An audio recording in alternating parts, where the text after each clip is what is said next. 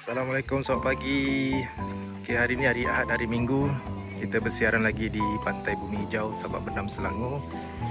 So pagi ni cuaca alhamdulillah redup, tak panas. Ada aktiviti dari pengunjung mencari remis. Assalamualaikum bang. Dapat banyak remis?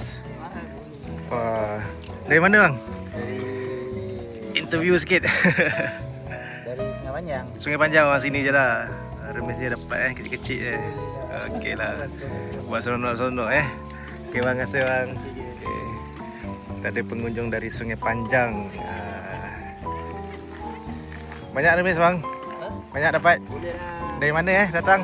Sabak je. Sabak je, orang Sabak je. Okey. Alright. Ya. Okey, terima kasih.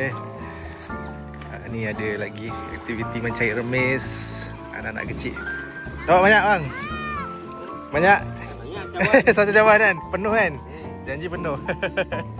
Satu punya tadi dah penuh dah. Ya ke? Dah bawa dah. Dari mana kak? Oh sini je lah. Okey. Ni ramai cari remis. Mandi pun boleh. Siapa nak mandi kat sini boleh mandi. Mandi. Oh adik-adik kita. Banyak dapat remis. Banyak. Wah okey lah tu. Banyak juga lah, boleh lah. Buat suka-suka. Dari mana ni? Sini je lah. Orang sini je lah. Alright. Tu dia. Mandi-mandi. Pantai Bumi Hijau. Sana pun ada lagi.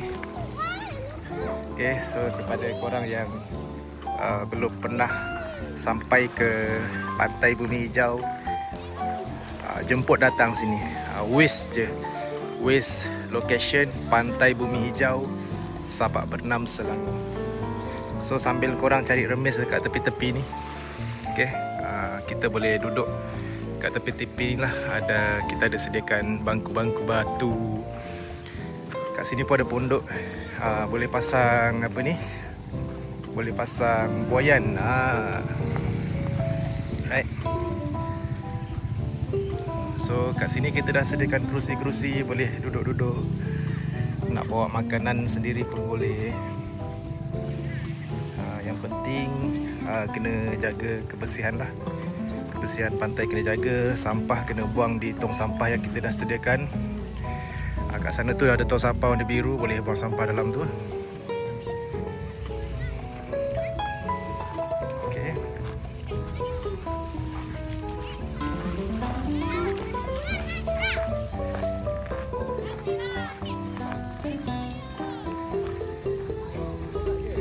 Dan ramai juga yang tanya, ada tandas tak kat sini? Ada, kita ada sediakan tandas juga.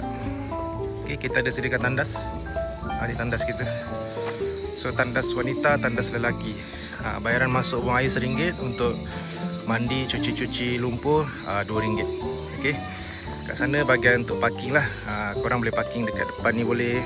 Nak parking dekat belakang sana pun boleh. So dekat sini ada gerai-gerai makanan minuman.